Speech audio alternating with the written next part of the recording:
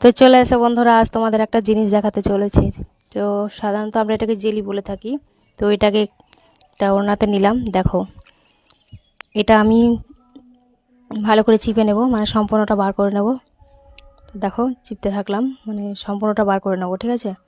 তো সকলে সম্পূর্ণ ভিডিওটা দেখতে থাকবে।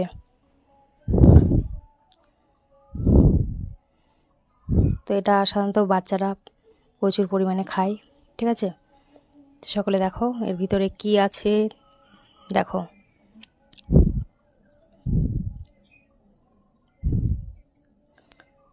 দেখাচ্ছি। তো দেখো, তো সাধারণত এটাকে আমরা কি ম্যাঙ্গো জেলি বলে থাকি, বাচ্চারা খুব খায়। তো দেখো এর ভিতরে কি কি এগুলো কি, এগুলো খাওয়া, এগুলোর থেকে বাচ্চাদের দূরে রাখাটাই ভালো, তাই না?